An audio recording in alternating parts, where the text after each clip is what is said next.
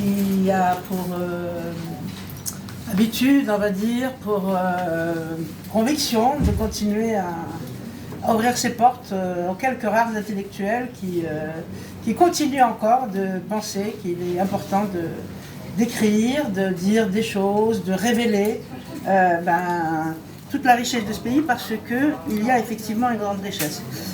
Merci aussi à Al-Spray, à El Arbi, mon éditeur, qui a édité Maulid Mamri, qui a édité 1871, la Kabylie 1871, et qui a accepté d'éditer ces actes, des contributions diverses autour de Feraoun. Et je vous assure que ça n'a pas été facile de pouvoir l'éditer, pour plusieurs raisons. D'abord peut-être par l'axe que j'ai choisi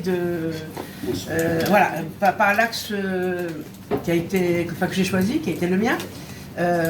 Évidemment, Feraoun est un grand monsieur, c'est un grand écrivain, c'est un précurseur, on va dire, dans l'écriture. Tout ça, on le sait. Mais ce qui m'a intéressé justement, c'est ce par quoi on a critiqué Feraoun. Donc comment, moi ça m'a travaillé depuis très jeune, comment est-ce qu'un écrivain du talent de Feraoun, engagé, je savais qu'il était engagé, mais je ne savais pas comment, pourquoi, etc., etc. Comment est-ce qu'on peut faire de quelqu'un un traître alors qu'il avait été assassiné par l'OS? Comment est-ce qu'on peut faire, comment on peut convertir un type comme ça en traître alors qu'il était assassiné par... on peut... Paradoxe. Oui, c'est un paradoxe. Donc on peut critiquer n'importe qui, parce que, on ne le sait pas, parce que il était... Mais là, quelqu'un qui a été assassiné par l'OS, pour moi, cet assassinat était déjà en soi une, comment dirais-je, c'était déjà un acte, c'était déjà une signature. L'OS a choisi les gens qu'elle devait assassiner. C'est pas n'importe qui. Oui, bien sûr, Hamotel, donc, mais ils les avaient choisis. Ces gens-là, mais ça je le saurais par la suite. Je ne le savais pas au départ. Je ne savais pas au départ toutes les activités de Feraoun. Comme tout le monde, je connaissais Le Fils du Pauvre, je connaissais, disons, l'œuvre classique de Feraoun. Et donc évidemment, cette œuvre classique, à la fois, elle a été importante, elle a été reçue comme telle, mais d'un autre côté, Feraoun a ouvert une voie qui est très importante, c'est le débat actuel qui existe en Algérie, dans ce qu'on peut appeler, entre guillemets, le monde dit arabe, et qui se pose aussi à l'Occident d'aujourd'hui. Feraoun, donc, a dès le départ compris la nécessité d'une école laïque.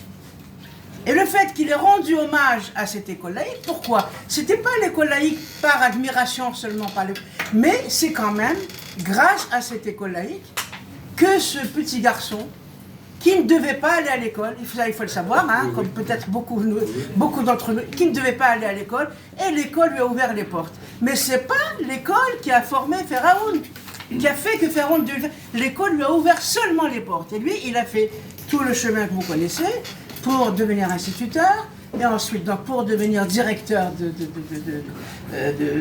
comment on appelle ça, d'école, et puis après pour devenir un inspecteur d'académie.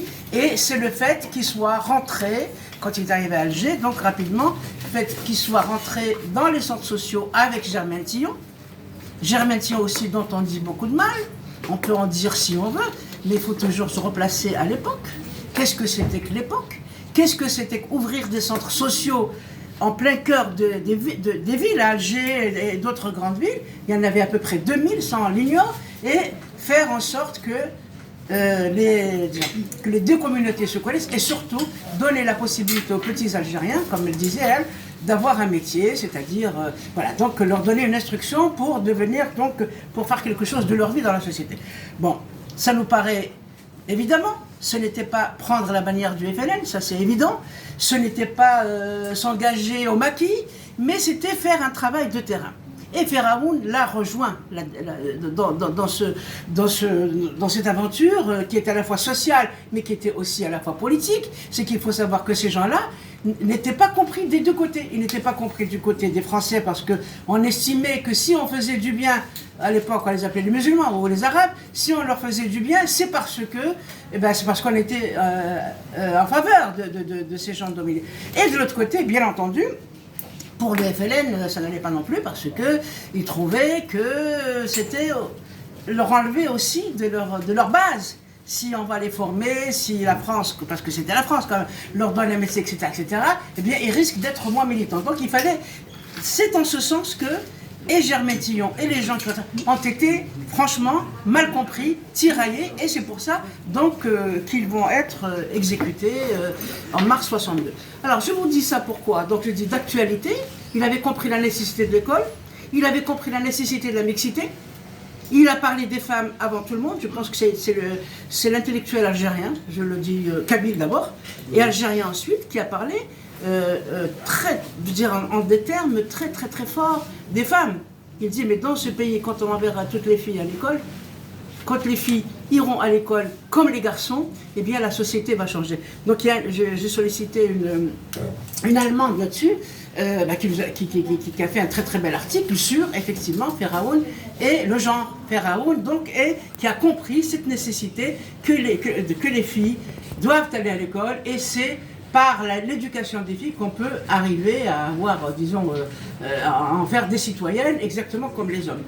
Autre chose, donc, un autre point sur lequel on va critiquer Feraoun, parce que c'était aussi, au départ, parce que un intellectuel, c'est une évolution, hein, on ne n'est pas engagé, on ne n'est pas militant, mais on le devient. On le devient. Alors, comment est-ce qu'il est devenu? D'abord, Feraoun, par rapport à d'autres, il a grandi en Kabylie. Il a enseigné en Kabylie. Et donc sa militance a commencé déjà en Kabylie, c'est-à-dire avec ses propres élèves. Il a essayé de rendre en fait ce qu'il a reçu lui, c'est-à-dire de leur donner une éducation, hein, pour avoir un métier, encore une fois, avant même de regagner Germaine Tillon. Et il a commencé aussi il a vécu la guerre in situ. On n'est pas à Alger, on n'est pas au Maquis, on n'est pas à Tunis, on n'est pas au Maroc. Donc on est en plein cœur de la bataille. Donc, dans la journée, comme il disait lui, il avait affaire à l'armée française, et le soir, il avait affaire au FLN. Donc, il était vraiment tiraillé entre les deux. Mais être tiraillé entre les deux ne voulait pas dire qu'il n'était pas conscient. Et donc là, pour comprendre Feraoun au niveau de la militance, il faut lire son journal. Vous n'allez pas trouver ça dans Le Fils du Pauvre, ni dans Jour de Kabylie. Le livre où Feraoun, disons, se délivre complètement, c'est dans le journal. Et c'est d'autant plus important que le journal n'était pas destiné à être publié. Donc alors on voit cette évolution-là. Et donc au début, mais je crois que si vous interrogez tous les vieux Kabyles de la montagne, vont vous dire, oui, comme le disait Feraoun, eh bien, ils étaient tiraillés. Et ils étaient embêtés aussi par le FLN qui venait les racketter, ça il faut dire. Et Feraoun le disait. Donc le fait qu'il ait dit ça, qu'il ait dit la vérité, on lui a voulu de ça. Et on va lui en vouloir aussi par rapport à Camus. Par rapport à Camus, Camus c'était son ami. Ils vont s'écrire, ils vont échanger, mais simplement, il faut savoir lire.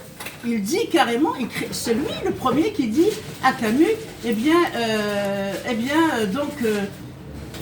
tu parles de l'arabe, oui, donc, il se pose la question de l'algérien.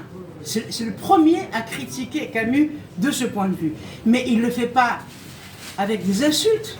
Il le fait donc avec une réflexion en lui disant, mais enfin, il n'y a pas d'Algérien dans ton œuvre. C'est pas possible. Toi. Et puis petit à petit, et c'est toujours à Camus qu'il dit, eh bien, comment dirais-je, le divorce entre la France et l'Algérie est consommé. Et puis petit à petit, jusqu'à la fin, donc, les dernières années du journal de Feraoun, là on voit vraiment qu'il était clairement indépendantiste, mais encore une fois, l'indépendantisme sans l'idéologie. Ça existe. Chez un intellectuel, c'est normal, encore une fois. Et encore une fois, donc, c'était pas un livre qui était destiné à être publié. C'était son cahier journal qu'il a gardé chez lui, qu'on va retrouver d'ailleurs entre les cahiers de ses élèves. Donc ça, il faut avoir. Alors pourquoi je vous dis ça? Quand on lit et relit le journal, Donc on peut aussi dire, bon voilà, c'est son journal, c'est personnel, on va pas en faire un héros pour ça. Mais là où on va retrouver des choses, c'est dans les archives. Donc il y a un monsieur là, qui s'appelle Guillaume Sacriste, qui avait les archives, lui. Alors dans les archives, on va retrouver des correspondances. La militance de Pharaon, c'était d'abord à l'intérieur du système. Il va écrire aux inspecteurs d'académie en disant « Moi, je ne peux pas faire école », alors que, donc il fait sa classe est là, et à côté il y a une salle de torture. Il lui dit « Je ne peux pas faire cours ».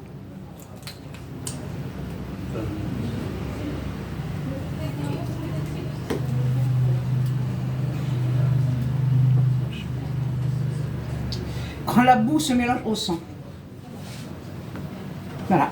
Il dit, pour moi, l'école est une école où on apprend l'humanité, où on sauve les enfants, où on les éduque. Est-ce que c'est une civilisation où on apprend l'humanité, où on intègre ces gens comme des humains, ou bien c'est le contraire, c'est la torture, parce qu'on torturait à côté. Donc essayez d'imaginer ça. Essayez d'imaginer ça. Je vous assure que, petite, j'ai vécu ça. La classe d'à côté en torturait. Et donc ça, c'est vraiment quelque chose qu'il a vécu, qu'il a vu. Et c'est aussi à la suite de menaces qu'il va arriver à Alger. Et on a failli enfin disons, on a même posé une bombe, vous voyez. Donc ils sont partis à cause de ça. Donc toutes ces choses-là, on va les retrouver dans les archives. C'est pas dans les romans de Pharaon. C'est les archives, c'est ce qu'il va écrire à l'administration française, c'est comment est-ce qu'il va essayer de casser le système à l'intérieur, vous voyez. Votre école ne marche pas, votre humanité ne marche pas, et c'est pas une civilisation.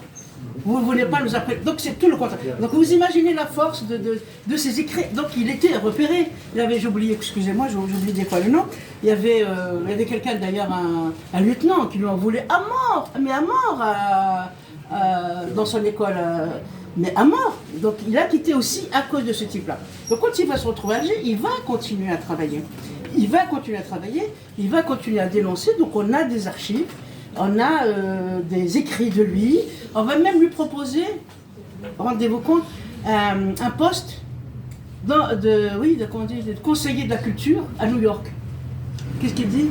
Moi, on ne va pas m'acheter avec un poste. Vous vous rendez compte?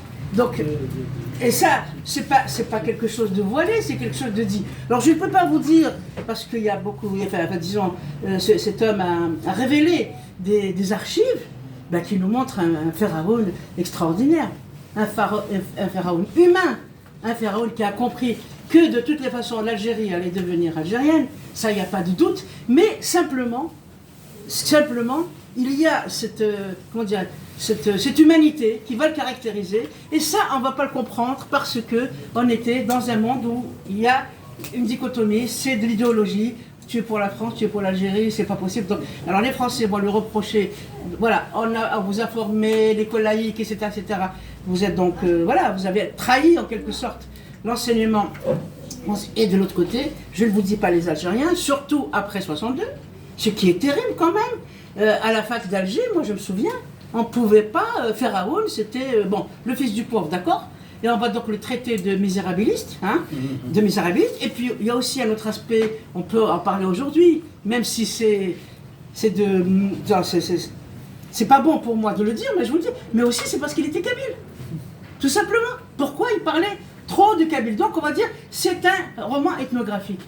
Et alors, d'abord c'est faux, et en plus, je veux dire que vous lisez Le Grand Moll, vous lisez, je ne sais pas, même Zola, les premiers, c'est aussi ethnographique, c'est la société algérienne, c'est sa société kabyle, et ça c'est la base, je veux dire, la base de la culture algérienne, de la culture de résistance, parce que, essayez de lire Jour de Kabylie, c'est extraordinaire. Il nous décrit donc Sfofla Sougada, donc voilà, et il vous dit, maintenant, avant cette Sfofla Sougada, maintenant c'est devenu communistes, et quoi, les communistes et les autres là? J'ai oublié. Enfin bref, les communistes et les autres, voilà. Et comment, justement, les mentalités évoluent. Vous avez donc des gens qui étaient communistes et des gens qui étaient libéraux, je ne sais pas comment ils les appelaient. Non, je ne sais pas comment ils les appelaient, il y avait un mot. Libéraux. Libéraux, voilà. C'était libéraux, et donc ils montrent justement cette société qui était donc en évolution politique. Comment comment dire, les structures sociales, qui étaient aussi des structures politiques avant, hein, même avant l'arrivée des Français, mais après, donc pendant la guerre, eh ben, les Mughal qui étaient communistes, voilà, et les autres qui étaient des libéraux, ils montraient, si le type d'en haut est communiste, l'autre non, c'est le contraire. Mais c'est extraordinaire. Donc moi je pense qu'il faut vraiment relire Firaoun, et c'est ce qu'on a essayé de faire dans cet ouvrage, essayer de révéler un autre Firaoun, de montrer justement le combat de beaucoup d'autres, qui n'est pas seulement celui de Firaoun, de beaucoup d'autres, qui vont s'engager sans ostentation. Voilà. Il a fait son travail d'instituteur, d'intellectuel, qui va travailler dans un labeur extraordinaire parce que la résistance, elle était là. C'était faire son travail, que ce soit en Kabylie, que ce soit à Alger, en défendant les groupes les plus dominés, les groupes les plus pauvres, et en tendant vers une indépendance, mais une indépendance humaine, une indépendance plurielle. Firaoun, à l'époque, on ne pouvait pas lui dire, écoute, voilà, on va enlever le français, et du jour au lendemain, c'est pas possible, il n'aurait pas accepté. Comme Mamri ne l'aurait pas accepté, comme Kateb ne l'aurait pas accepté, même s'il y a eu donc voilà. Alors pour moi, si vous voulez, Firaoun, c'est ça. C'est un homme de cœur, c'est un homme de raison, c'est un homme de passion, c'est un homme qui est resté digne, digne de sa culture, digne de ses origines.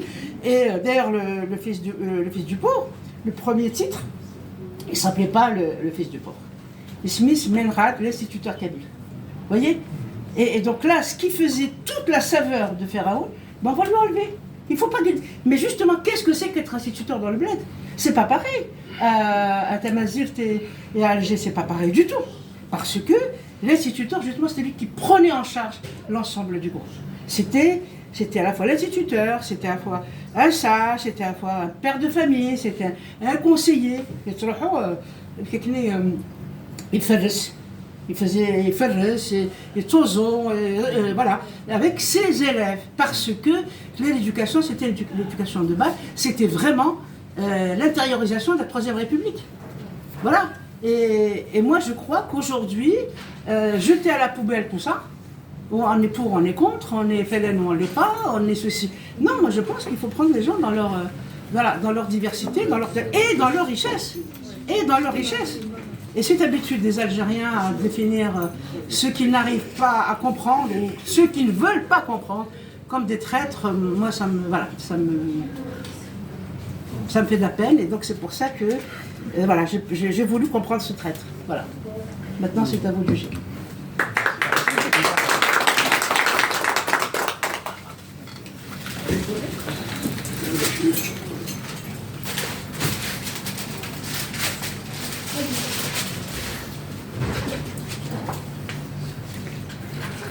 Est-ce qu'il y a des questions dessus ?